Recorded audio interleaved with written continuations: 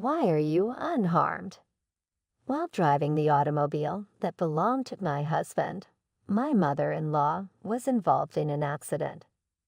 Despite the fact that she was unconscious, she was evacuated by ambulance. According to the doctor, tonight was a very important day. The question, "Why are you unharmed?" was raised by my spouse in response to my communication with him. When my husband understood that he had made a mistake with his speech, he attempted to cover it up. But I was unable to hear anything else. Although I was able to keep my calm, I simply informed my husband about the hospital, and I ended the conversation in a quiet manner. It was at that very time that my mind was overwhelmed with recollections of the abnormal conduct of my spouse. After some time had passed, a single email sent to his phone revealed a frightening fact. I introduced myself as Amara Huxley. I tied the knot with my spouse, who was employed at a firm that specialized in vehicle maintenance 14 years ago. At his request, I started working from home as a full-time housewife. The once kind spouse, on the other hand, progressively shown his true personality. Immediately following the birth of our baby, he began verbally harassing me, referring to me as a parasite who was stealing his money at every convenience. I was unable to work outside the home while taking care of our small daughter, so I had no choice but to put up with this conduct. Unfortunately, my dissatisfaction was mounting. In the end, I was successful in securing a part-time work when our daughter started attending primary school. My effectiveness at work was acknowledged at the firm a year later, and my boss made the suggestion, "Why don't you consider accepting a full-time position?" If I'm being really honest, I believed that I would be better off working outside the home rather than continuously monitoring how my spouse was feeling as a homemaker. I finally worked up the nerve to let my family know about this situation. The words, "Mom, do your best at work," were said along with a cheer from my kid. "I will assist you with the duties around the house." It was clear that she was terribly excited. My spouse, on the other hand, did not speak, his look indicating that he was dissatisfied with her excitement. At long last, he came forward with his words, which were oozing with sarcasm. "I suppose this is just a pity offer to make you a regular employee. You will begin to complain in a short amount of time. I think you should abandon the concept." According to his response to my insistence that "you won't know until I try," he stated, "I earn enough money anyway. The need that you work full-time is not necessary. Because of the expenditures associated with our daughter's extracurricular activities and tuition, we will never find ourselves in a difficult financial situation, regardless of how much money we have." Although he was unable to refute my reasoning, he said, "Do whatever you want, but don't slack off on household chores." After uttering such comments, he stormed out to some location. In spite of this, I was overjoyed to have succeeded in convincing my spouse. I couldn't help but tell my mother-in-law about the news that I had received. After enduring her late husband's dictatorial behavior, she became a trustworthy ally who reprimanded my husband when it was essential to do so. Due to the fact that she had always shown concern for both me and our kid, she was overjoyed to learn that I had been promoted to a full-time position in my profession. Now that my daughter is helping me with the tasks around the house, I am able to devote more of my attention to my job. My overall performance at the organization continues to increase as a direct result of this. On the other hand, my husband started treating me worse because he was unhappy with the fact that I appeared to like my work. Every day, his behavior became more outrageous. However, the fact that there are not enough side dishes is not sufficient. At the very least, you are required to get ready at 5 o'clock. There looks to be dust in the corner of the room, as the situation suggests. Did you not bother to tidy up after yourself? Despite the fact that he had never shown any interest in domestic problems in the past, he now meticulously examined every aspect.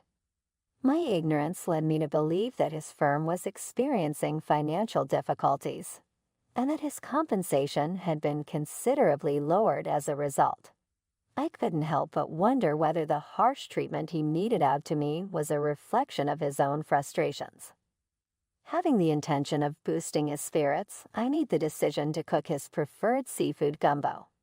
However, upon seeing it, his face broke into a scarlet hue, and he approached me in a furious manner. "What's this? I made it to cheer you up since you seemed down lately. I can't believe it. Is this some type of sarcastic remark directed against the pitiful me?" After yelling at me and pushing me, he started slamming the pot and the ingredients into the floor. He then continued to stare at me. While we were helpless to do anything, my daughter and I gathered together in a corner of the room. "It is because of your fury that I am in this situation. Have a proper cleaning up." Following that, my husband, who had flipped everything that was on the table, exited the room with a contented grin on his face. Following the occurrence of that event, my spouse started a pattern of arriving home from work later than usual. I questioned him about it, and he replied that he was staying late in the office in order to study and get certificates in the hopes of increasing his compensation. On the other hand, on the days when he worked extra, there was always a discernible smell of shampoo that did not belong to any of the people living in our family. Could it be that? My thoughts were prompted by a hunch, and the word divorce appeared in my head at that moment. Nevertheless, I was unable to address my spouse. Due to the fact that I had been raised by a single parent and had been exposed to a number of challenging circumstances, I was hesitant to go through with the divorce process, particularly since our daughter was involved. Nonetheless, there was a sudden shift in something. A change occurred in my husband's attitude. During the days when he came home from work earlier than usual, he was quite helpful in assisting with duties around the house and even helped our daughter with her schoolwork. The sudden and significant change left me perplexed. I couldn't help but wonder if the success of the firm had improved, which would provide him a higher income. Eventually, I came to terms with the fact that my spouse had undergone a transformation. At some point in time, an unforeseen event took place. By the way, did you not mention that you wanted to wash the automobile in the near future? Please lend it to me so that I may complete it at work. Oh, I can handle it myself. You should not say that. Despite the fact that I have been harsh with you because things haven't been going well at work, I am not suggesting that this makes up for it. Allow me to take care of the laundry for you. Oh, and I'll also perform a quick examination as well. In all honesty, I was taken aback because he had never before made an offer of this nature since we had tied the knot. Having said that, I made the decision to seek his assistance after reflecting on the sincerity of his gaze. Shouldn't you have a car so that you may go shopping and do other things? Do not hesitate to make use of my vehicle throughout the inspection period, which is estimated to last around 1 week. The use of my bicycle for commuting and shopping is something I am able to handle. The wet days might make it difficult to go shopping, so no. Utilize it without any reservations. As a result of his work, he has a deep relationship to automobiles, and I was hesitant to drive his car out of worry that I would cause an accident. Despite this, he never stopped encouraging me. In the end, I agreed to take the keys that he had effectively imposed upon me, despite the fact that I was feeling a little apprehensive about it. Despite this, I was unable to get the courage to drive his automobile. Consequently, I continued to ride my bicycle for both my commute and my shopping even after I had borrowed it for 2 days. My mother-in-law came to see us at our house one day, bringing with her some mementos from a vacation. I welcomed her inside because I had a day off during the week, and we sat down to have some tea together. During the course of our talk, my mother-in-law revealed that she intended to take the mementos to a friend who lived in the town that was adjacent to ours. He inquired as to whether or not she may use my vehicle for this reason. The fact that my mother-in-law does not own a car means that she occasionally uses mine as a vehicle. On that particular day, however, the automobile that was accessible at home was not the one that I often use. Rather, it was the one that belonged to my husband. I attempted to convey this to her, but my mother-in-law claimed that it would be all right because it would only take around 30 minutes to travel round trip. She jumped into the vehicle that belonged to my husband and drove away. However, an hour had passed, and she had not yet returned to the location. May I ask why she hasn't called? When she is running late, she always does what she does. While I was waiting, I was curious as to whether or not she was engaged in a conversation with her buddy. Suddenly, the phone at home rang again. After answering the phone, I was under the impression that it was my mother-in-law, but it turned out to be the cops all along. What they told me was that my mother-in-law had been driving and had accidentally touched the throttle instead of the brake, which resulted in the vehicle colliding with a convenience store that was located nearby. In spite of the fact that there were no casualties, my mother-in-law was transported to the hospital in a severe condition and was unconscious. Almost immediately, I attempted to call my husband, but he could not pick up the phone. I hurried to the hospital in a state of pure fear. On the other hand, the words spoken by the physician at that time were cruel. This is the turning point tonight. Even though my mind was unable to understand the abrupt event, I was aware that I needed to get in touch with my spouse. Over and over again, I phoned him until he eventually picked up the phone. His remark, on the other hand, was something that beyond belief. "Why are you unharmed?" Totally bewildered, I was. He instantly retracted his statement, stating that he was too disturbed to continue, but the speech that he delivered left me dumbfounded. After giving him the name of the hospital, I hung up the phone in a low voice. Earlier, what exactly was the purpose of that? Despite the fact that there were more important problems, the distrust that I had against my spouse continued to remain in my thoughts. A number of tubes and intravenous lines were attached to my mother-in-law as she lay on a hospital bed in the emergency treatment area of the organization. Because of her terrible look, I was unable to speak. In spite of the meticulous efforts of the attending physician, my mother-in-law was unable to regain consciousness and died away in a calm and serene manner. She has such a lovely spirit. At that same time, when I found out that she had passed away, I immediately burst into tears. After an hour, my husband and our daughter arrived at the hospital where we were being treated. To express their sorrow over the passing of my mother-in-law, they too shed tears with me. During the time that they were grieving, I watched from a distance, but my attention was drawn to the phone that my husband had carelessly put nearby. A message arrived on the screen at that very moment, and the brief content immediately drew my attention. The thought of "did the plan succeed?" caused my heart to skip a beat. It is true that the message made that point abundantly clear. Is this something? Do you know what it means?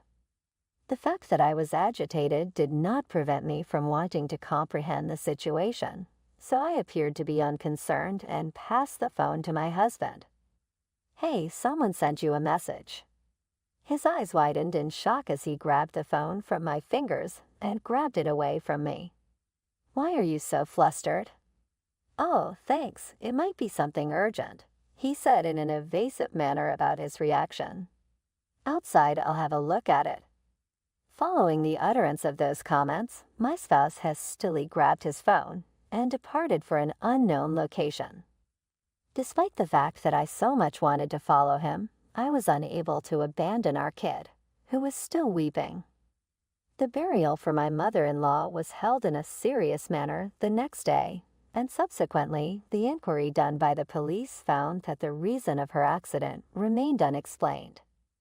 As time went on, my day-to-day activities reverted to their usual routine, but I was unable to escape the nagging sense that I had regarding the contents of the communication from earlier.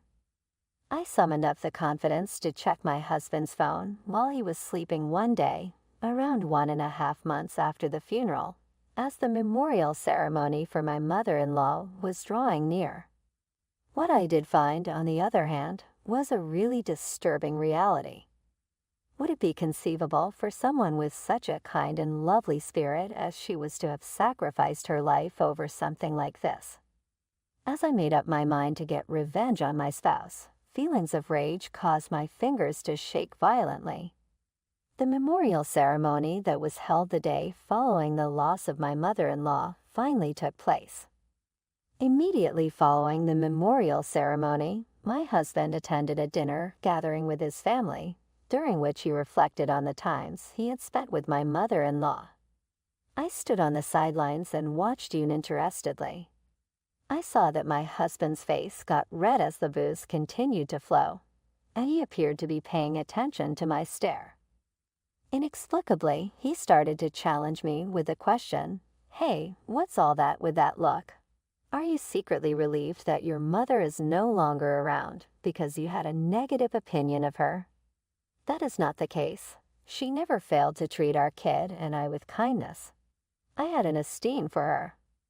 Therefore, why did you give her my automobile on that particular day? The accident that she was involved in would not have occurred if you hadn't interfered. The things he spoke caused my heartstrings to tighten. Despite the fact that I had placed the blame for that catastrophe on myself a great number of times, I was unable to bear to hear it from him, the one who had interfered with things in order to produce the accident. "What's up? Can you tell? It is unclear what you are referring about." An anxious giggle came out of him as he made an effort to play it off. At that moment, I pushed the screen of my phone in his direction. Prior to that, I had secretly transferred SMS exchanges from his phone to mine. The contents of those texts exposed a nefarious plot that my husband and his affair companion had been hatching. The brakes on the unknown automobile that I was driving were purposefully adjusted by them with the goal of causing me injury. The person who was having an affair was the one who gave him the message that said, "Did the plan succeed?" when he was in the hospital. After I passed away, their ultimate objective was to collect the money from my insurance policy and then go away to another country, leaving our daughter behind. As he revealed this information to our family, my husband's face became completely devoid of color. His words were stuttering as he said, "I thought I'd already deleted the evidence." The frightened outburst he had as evidence that he was guilty. In the later part of the conversation, when my husband was being questioned by his family, he fumbled over his responses and was unable to make a clear response. Disdainful of him, I watched him work. His anger was directed on me, and he blamed me for everything. The fact that things have turned out in this manner is entirely due to your actions. It is all your fault, isn't it? Do something about it. I'm going to tell the police everything, and you'll face the consequences. The gravity of the situation was finally brought to my husband's attention as I reached for my phone to report the incident. Upon his forehead, sweat began to pour down. "Wait, you should know that I am also coming to terms with the death of my mother. Kindly refrain from reporting me. My affair partner and I are going to make a breakup. It would be a terrible thing for my mother to witness me being taken into custody by the authorities. Even if you decide to end your relationship right now, it won't bring Mom back.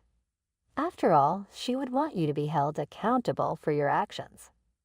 Mom would never say that." He rushed at me, but his family held him back. I went ahead and placed the call. He apologized, sobbed right before they carried him into the squad car, but my determination did not waver. I then got a divorce from my husband. My proof turned into a deciding factor that resulted in his and his affair partner's detention. They might spend almost 10 years in prison for their heinous crime of tampering with the automobile, which claimed a life. Both my ex-husband's family and the parents of the affair partner paid their portion of the $20,000 settlement I requested from them. They will be required to pay it back when they return to the outer world. Conversely, my daughter and I relocated to a somewhat different location, where we began a new life. Even though we have demanding job and study schedules, we are happy and supportive of one another. How did you come upon this tale? If you found it enjoyable, the communications exposed a dark scheme involving my spouse and his extramarital affair partner. They knew I drove a strange automobile, so they played with the brakes on purpose to hurt me. The affair partner sent him a message in the hospital asking, "Did the plan succeed?" After my death, their final plan was to gather insurance money and then take off overseas, leaving our kid behind. When we revealed this to our family, my husband's face became completely pale. "I thought I'd already deleted the evidence," he said to himself. His frenzied scream proved he was guilty. Later, as family members barraged my husband with inquiries, he stammered through his responses, unable to formulate a meaningful reply. I looked at him contemptuously. He yelled at me, saying I was to blame for everything. "Hey, this is how things happened, and it's all your fault. Act now, since it's entirely your responsibility. I'm going to tell the police everything, and you'll face the consequences." My spouse finally recognized how serious the issue was when I grabbed for my phone to report it. Drops of sweat trickled down his brow. "But you know, I'm also mourning my mother's passing. Don't report me, please. I'll end my relationship with my lover. Mom wouldn't approve of the cops taking me into custody. Your breakup now won't make Mom come back. Additionally, she would expect you